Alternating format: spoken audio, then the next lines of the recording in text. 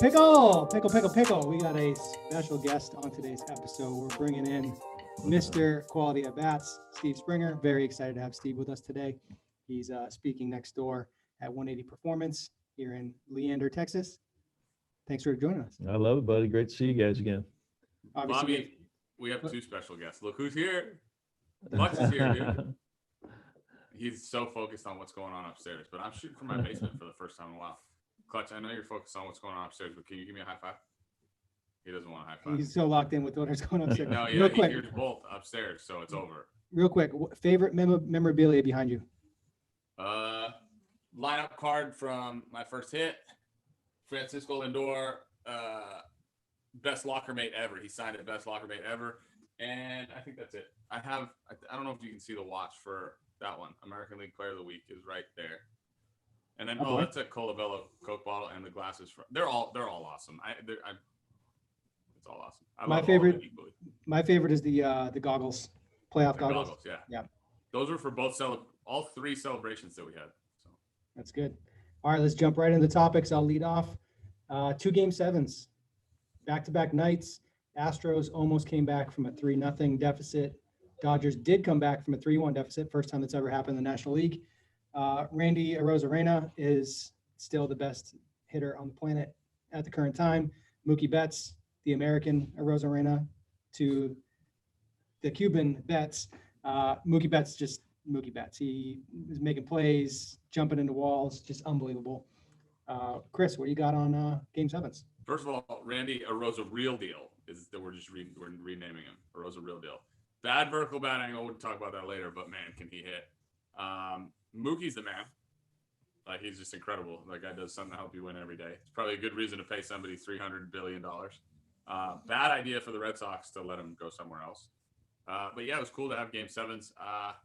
Shocked that the Astros didn't win, honestly, after getting it from 3-0 to 3-3. I thought the emotion there would kind of swing things in their favor. But I'm curious to hear Spring's take on that series, because what do you imagine like the emotion was like in those two clubhouses, and how obviously the Rays did a great job to be able to kind of overcome being up 3-0 then making it 3-3, right?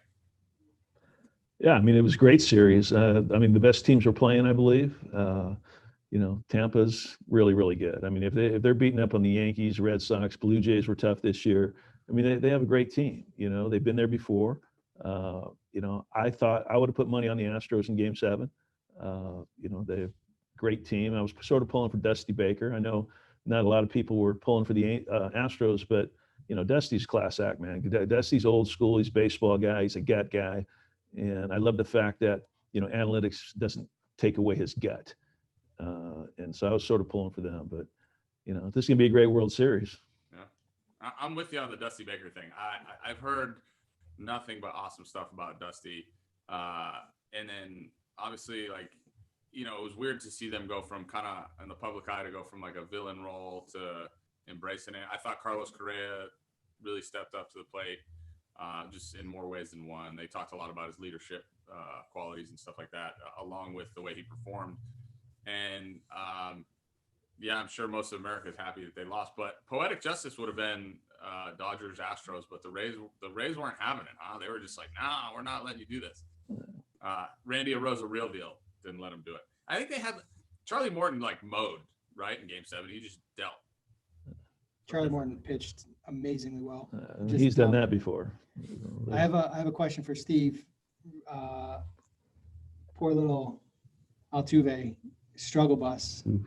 What do you got as like a mental skills coach when a guy's struggling like that? I mean, he can't throw a ball at first base. It is something you don't wish on your best friend. I mean, the yips and the thing, and I've had it before. Like, why don't I throw batting practice? Because I'm afraid to hit a guy, and that's what I tell all the players. Here I'm the mental coach, and I go, hey, we all got shit to work on. And I'm not immune to it, but it's brutal. I had it a little bit when I was playing in Tidewater, and when you get tension in your hand, when you get tension in any part of your body, it's bad. Loose muscles are quick muscles. And if I was going to, and people have asked me about the yips and stuff, and I think it's because of high heartbeat. It's because you're thinking about it. And I truly believe that there's tension in the hand, and you put those three things together, and all of a sudden you're hoping instead of knowing you're going to throw it well. And that all goes hand in hand. I think the whole year that he had, and everybody, the ill will. And I know Jose, by the way, he's right here, just in case. First bat I ever got signed. Great kid, like phenomenal, spectacular human. Really just loves the game, super humble, and I think he took the whole thing to heart, right? Which is why, to lump everybody that played for that team into this category of jerk or piece of crap or whatever, these guys were really good players, no matter whether they had the signs or not. I think we'll all agree that having the signs certainly is an advantage, right? If you had them, however often you had them, but like that, you could see that kid was wearing it on his sleeve every day. He was just devastated by the whole thing, and it affected. And this is the same thing, Spring, that you've talked about for years. And it just doesn't happen as a hitter. It was the whole game. Like it led into him playing poor defense. It led into him getting caught up in his mind about having to get things done instead of having the confident guy show up to bat. So, I was glad to see him bounce back in the postseason, and hopefully for him personally, like I just think, I hope he can have a good offseason and come back stronger next year. Yeah, my gut says that most of those guys are probably really good people, but because of the situation that they created, and now all of a sudden, you got everybody on, a little bullseye on your back, and now you're trying to appease people instead of worrying about what you want to do, and that's get the right guy playing and get 25 confident players showing up every single day like it's opening day. And now the right guy's playing, and it's obvious the right guy wasn't playing. And I'll tell you another thing that I just thought about. When you got that everybody hates me and you're talking about getting drilled all the time, and now now you might be thinking, is it going to hit me before you even start going with your approach? And I'm not saying everybody does that, but there's fear factor in baseball. Like, this is why we watch football, because you're hit by a baseball when they were 10. Yep. And there's some fear factor involved. And if you're not sure if this guy's going to drill you or not, how are you supposed to be focusing on, your approach? And I think some guys could probably handle that a little bit better. Yeah. Some guys embrace the villain thing. I think Correa did a really nice job. He just embraced it. And some, again, it just points to everybody's personality. I want to dig into momentum a little bit. The Rays got out early. Arozarena hit the homer, held on. Obviously, starting pitching did well. For me, the Dodgers game, the Dodgers fell behind early and then clawed their way back. The base running mistake by the Braves, the fifth or sixth inning, I think, with the runners on second and third. I forget who the base runner was trying to go home. I think it was Albies, maybe? No, Swanson? Somebody was trying to go home. Swanson. Guy was trying to go home. Riley got backpicked at third. It was just a train wreck of a play. To me, I think John Heyman tweeted, like, Rays have the lead, Dodgers have the momentum. And it was just like the game switched. So, Spring, obviously your big mental approach, confidence. When momentum swings like that, for me, like when we look at bat flips, when we look at guys playing with emotion, the even keelness to the game can get distorted. In a playoff series, you can ride waves. So there's more, like, it's a sprint, not a marathon. Like the regular 162 is a marathon versus 7-game series. How do you deal with emotional swings? How do you get in the box and be in the moment when things like emotions are going crazy? Well, it's one of my pet peeves when someone says, "Yeah, man, have an even keel." I know why you need even keel. It's because of stats, because of the batting average. You hit 3 balls right on the screws right at somebody, don't get a hit. Then you get a little bloopy hit, and you get a hit, and you want to stay on an even keel. But if I'm playing for tonight, and I nailed it in my first CD 20 years ago, everybody's favorite day in baseball is opening day in playoffs, because there's no stats involved. It's about winning the game and playing to win the game. And it's really, you just don't know. Like, if one guy's not mentally prepared, he could screw up the whole season. So this is the mental game is so much everything for me. I can't get into a hitting conversation without going straight to the mind.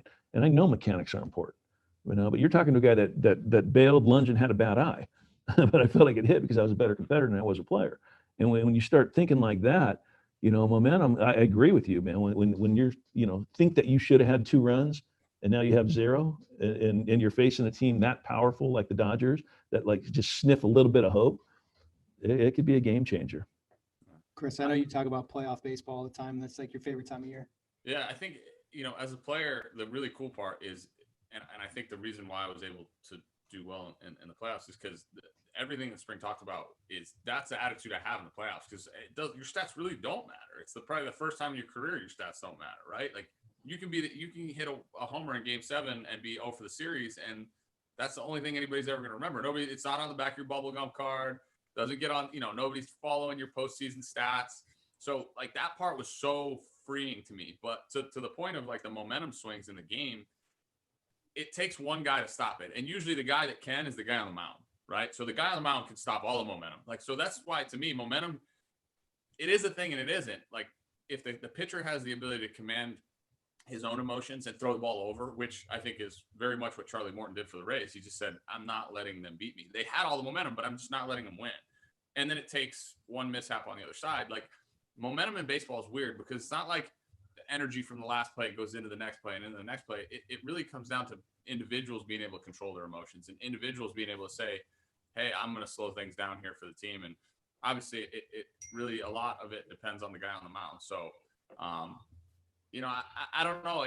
It's weird to see how both series played out because if I was a bet man, I would have said, or like, if I'd ever even thought about betting on baseball, which I haven't. Do I have to like say that out loud, by the way? Yeah, probably. Like, I would have thought Houston had momentum going into Game 7, and the Braves were still okay going into Game 7, and then they even took the lead early in the game, and but it just comes down to, hey, it's baseball, anything can happen, I guess. I felt like the Dodgers were they were the team that was going to win, whether it took 4 games, 5 games, 6, 7. It was, it honestly, so Chris, in the WBC, when Italy played against Dominican, there was a mound visit. And I'll never forget this. There was a mound visit. The Italian coach went out to kind of quiet the crowd, and the crowd, it was the first time I'd ever seen the crowd got louder. They went from like a 6 level to like an 8. And you just knew they were going to win. They were down like 4-0 early, but they were not going to lose the game. And it felt like that watching the Dodgers. Thanks for that, by the way. Well, sorry. They won. I know what you mean. But it was just, it was like this force about them. They weren't going to lose. They weren't going to let themselves lose. We're just doing a jersey right there. That's alluding to that day. Yeah, I mean, I get it.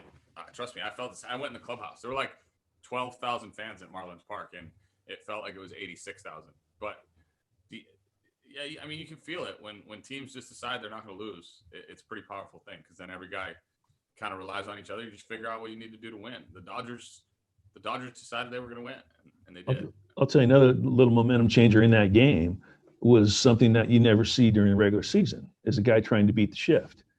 When Smith had runners on second, third, 2 outs, I believe he was sitting off speed because his timing was so good, but he tried to hit the ball that way. And, he tries to hit a bomb there. He might hit one, but odds are he probably won't. But that was huge.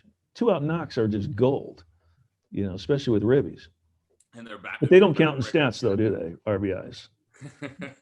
Yeah, nobody pays attention to them anymore. Yeah. You can hit 30 homers and have 42 RBIs, and they just take it Yeah. It's not your fault nobody's on base. Yeah, my analogy on that one, okay, if RBIs don't count, then let's pinch hit our worst hitter for Jose Bautista with the bases loaded. If they don't matter. Makes no sense to me. But. Speaking of postseason performances and impact players, Clayton Kershaw has a reputation for not being a good postseason pitcher. Is that warranted, first of all? If it is valid, what does he need to do to shake that reputation?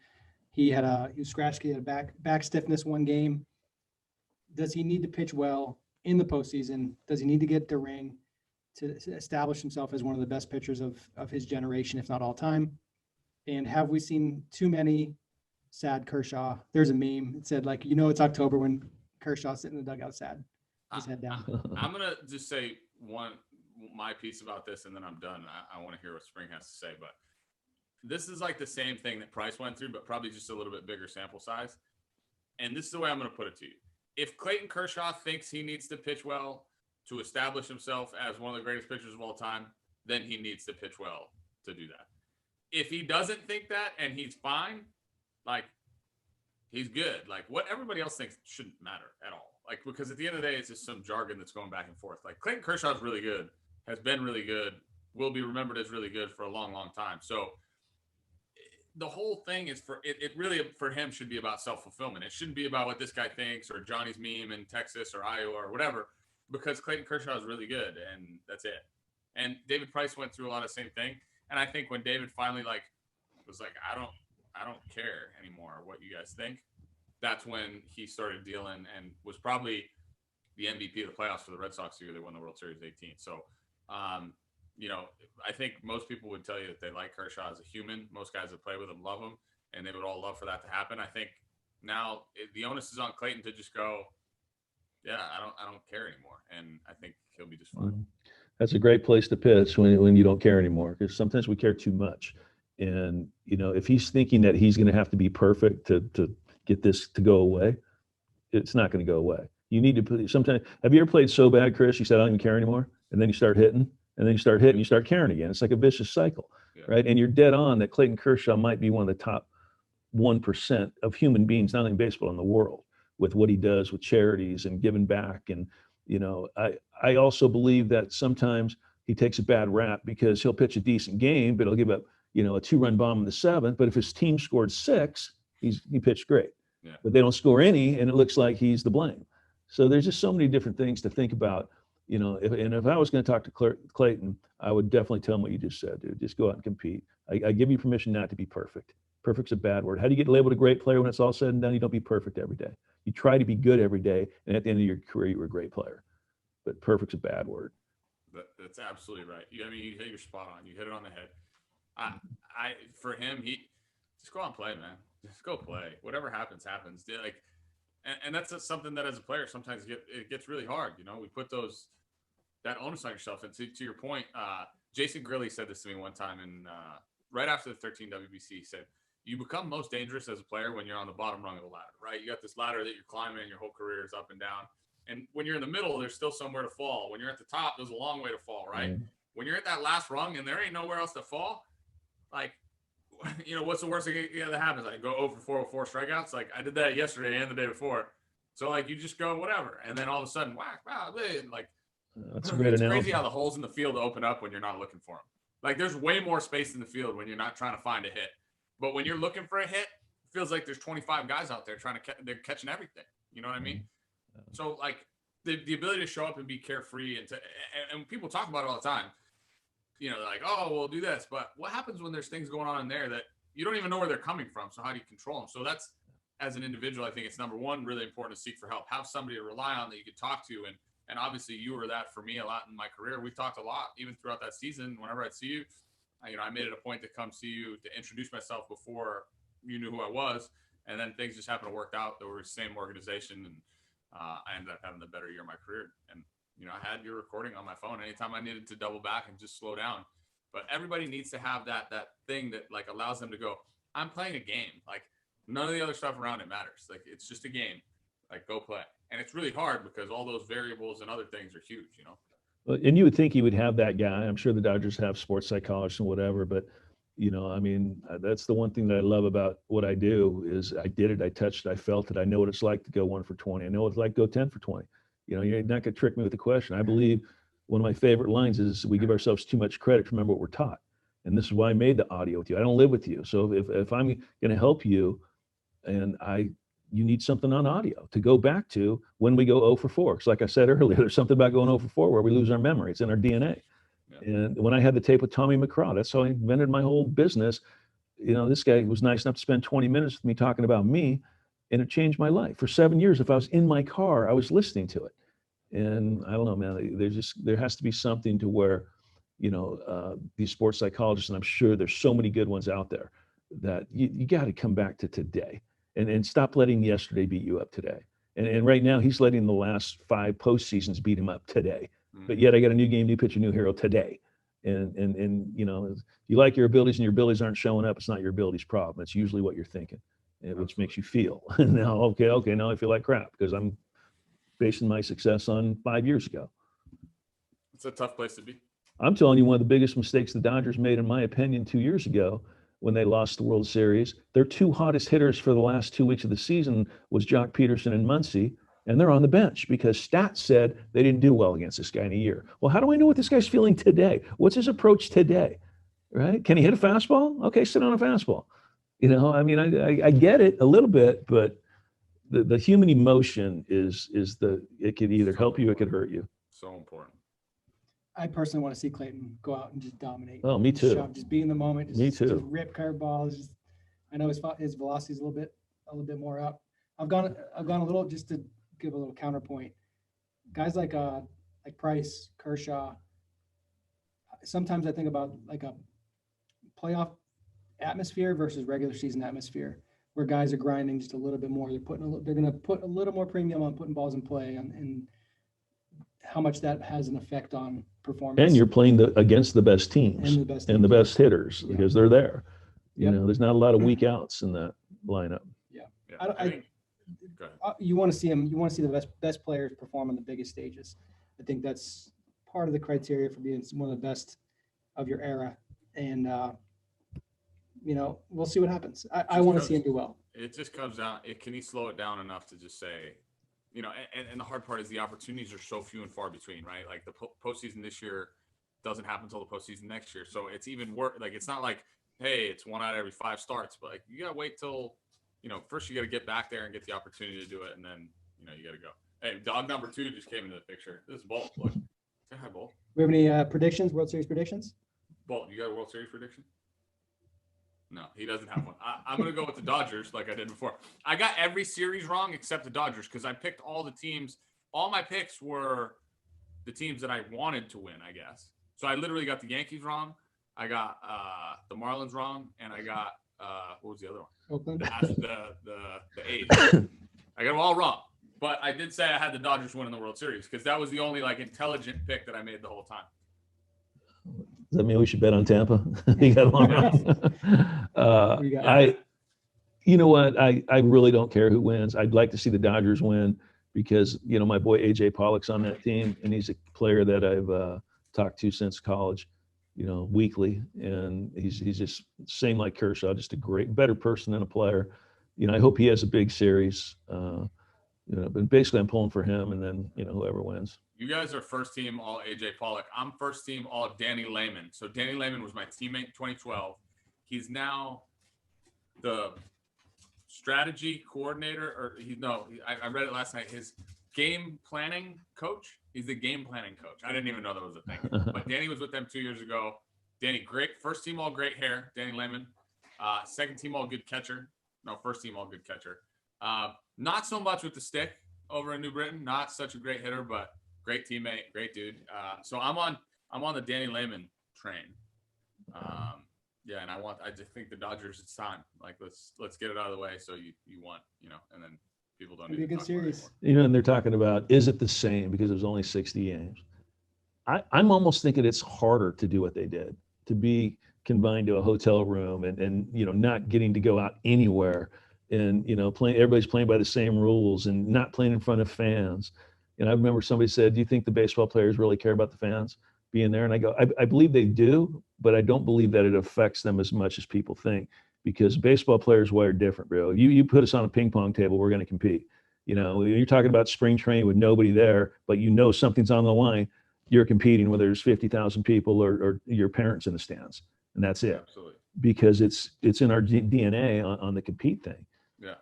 The first time I felt the fans in Major League Baseball, this is the God's honest truth. The first time I felt the fans, you'd think I would say Yankee Stadium in a big rivalry. You'd think I'd say Boston, AL East, or whatever.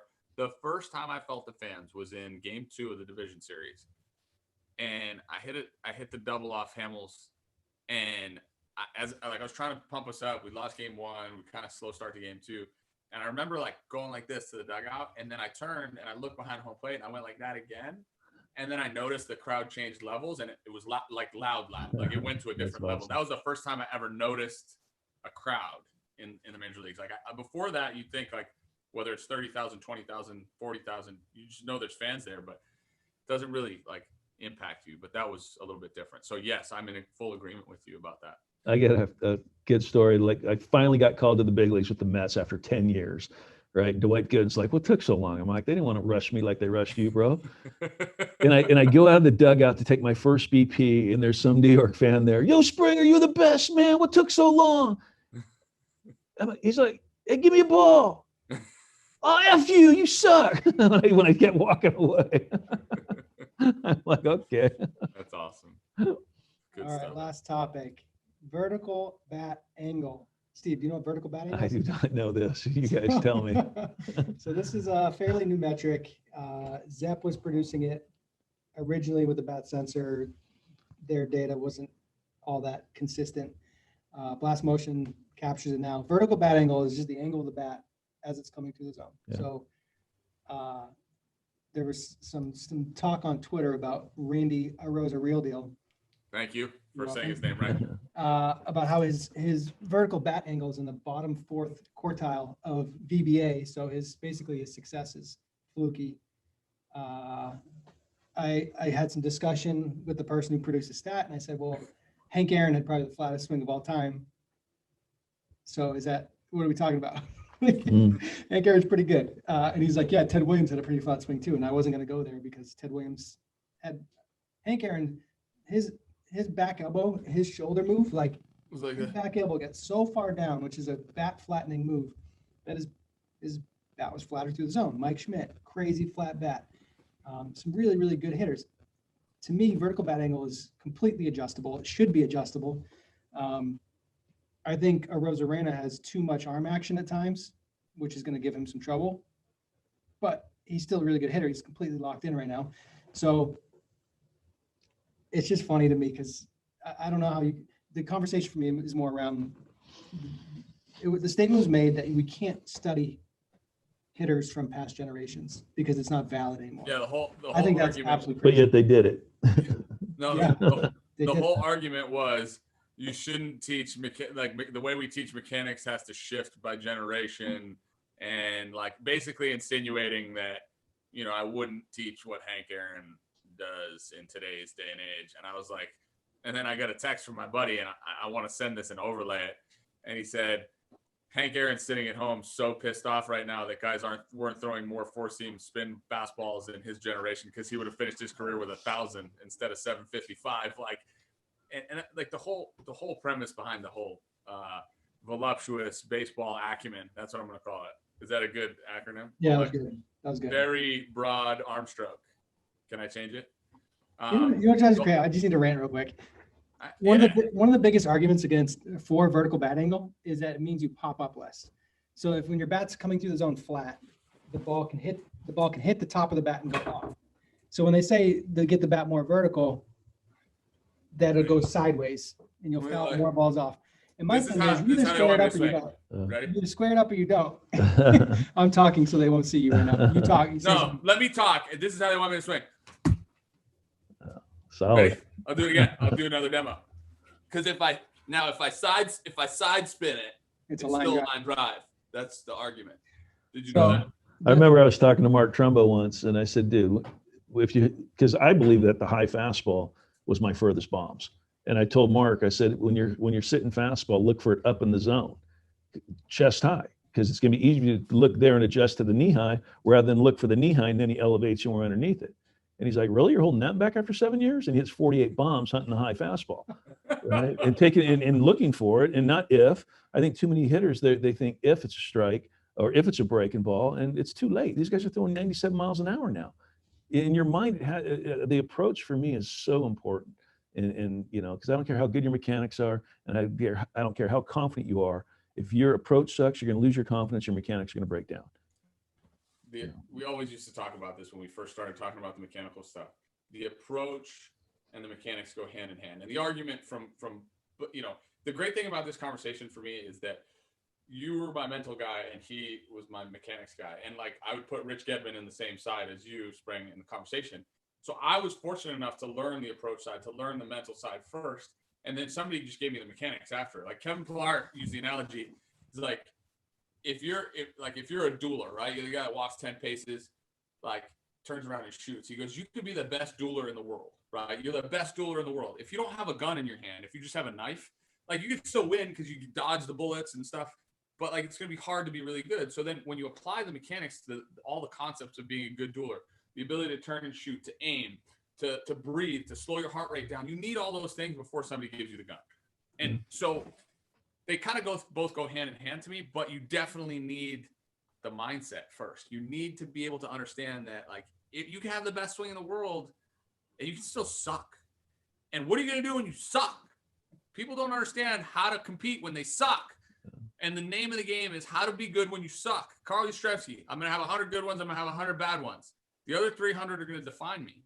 And those 300 are not when you're at your best. Hitting's really easy when you're at your best. Like when you're feeling like you go up with the bat backwards in your hand, you might get 3 hits, right? When you feel good, you know that. We've all been there. It's like how do you play well when you stink? Trust me, I believe mechanics are huge. For me, they're huge.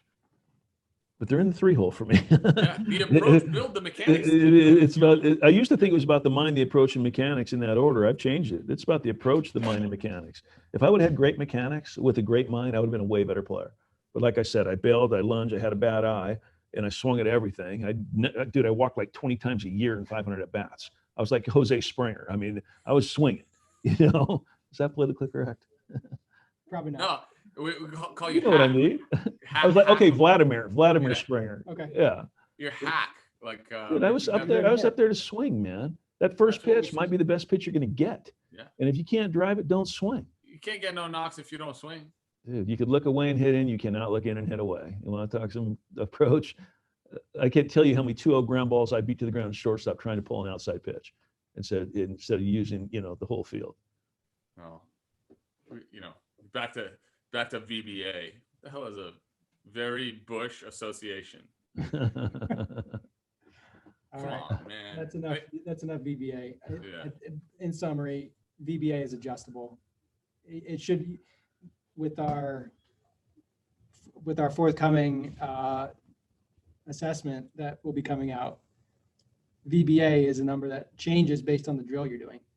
Weird. Mm. So So you mean you the hit pitch is up ball with the top zone, of the the zone bat should be different than you hit flatter. You Yeah. hit a high pitch different than a low pitch? yeah.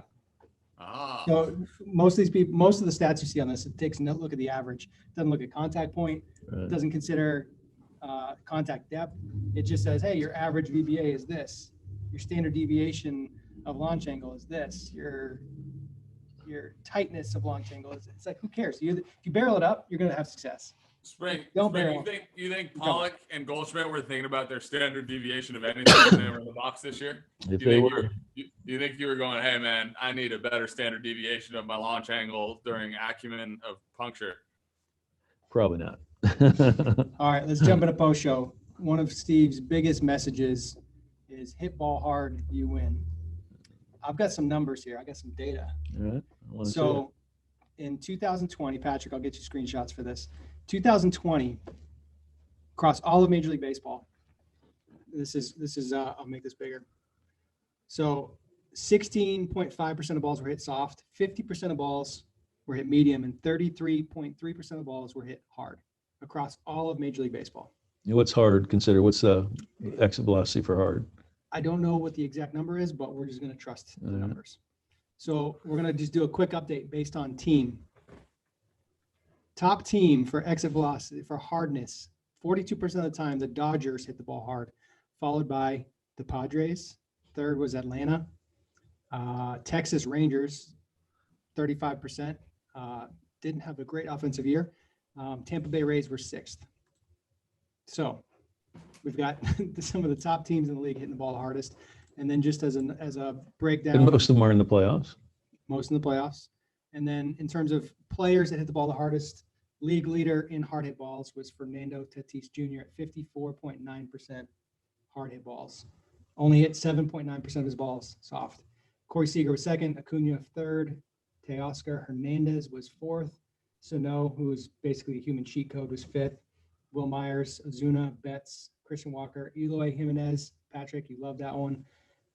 And then just the list goes on. Freddie Freeman was 13th. And my boy AJ in the top 20. Our boy AJ. AJ Pollock 18. Mike Trout is actually 19th at 41% hard hit balls. So these are dudes. This is a list of dudes. But it's interesting. So Fernando Tatis Jr. hits 54.9% of his balls hard in Major League Baseball games. What percentage of hard hit balls do you think he hits in batting practice? 80, 90%. So if you're a kid taking BP at home and if you're on hit tracks, your hard hit average is 12.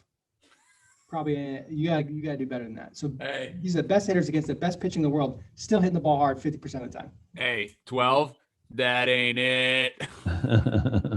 Typically, so a normal high school hitter on hit tracks, their hard hit average generally like 30 to 40%. When they start creeping up around 50, I know they're due for a new exit velocity record. They're probably just getting stronger. It's right around that 40 to 50% mark is when they're starting to Well, look at this guy right here. Will Myers had a good year. Yep. They've been trying to trade him for 4 years. But sometimes it takes a little bit of time to get it to click with somebody to, to have that, potential come out. Yeah, and get them in the right environment where they're having fun and Yeah. You got guys like Machado. Machado looked like he was having fun playing baseball for the first time in like 6 years. Yeah. It's great. Tatis obviously brought some different energy. So, yeah, hit ball hard, you win counts for everything. It counts for teams. It counts for players. It counts for your mindset. It's literally. And that's where I'm going, Chris. It counts on the mindset. Like, I'm trying to help you get your highest batting average, right? There's not a confident batting average stat and a non-confident batting average stat. It's one stat that has no brain, doesn't know who's showing up. And I just know what it does to you when you line out and you didn't get a hit, and then you do it again, and you see that little batting average go down, and now all of a sudden what happens? The wrong guy starts playing because you're thinking you're failed. So the whole thing with the hit ball hard you win is I'm trying to get the right guy playing every single day. That's it. Has nothing to do with the more and more I teach, the more and more I believe that we all have two players in us. I have confident Chris Colabello was a really good player, and I got non-confident Chris who sucked. He didn't play. He can't play. So why would I want that? So what's the question now? The question is, how do I get the right Chris Colabello to play today? And this is why I believe in what I teach. And you play every day like it's opening day. You play now and give a crap note about me. You get great at line out. You start hunting speeds. You play to win the game today, and stop letting yesterday beat you up today. Because that is if this game wasn't mental, then every first round pick should spend 10 years in the big leagues. For sure. And why did Kevin Pillar have major league careers? Because you were a better competitor and you were a player. And that's the whole thing. If your compete level ever leaves, if your compete level is ever below your ability, you're underachieving. See, there's no such thing as an overachiever in the big leagues. You were not an overachiever.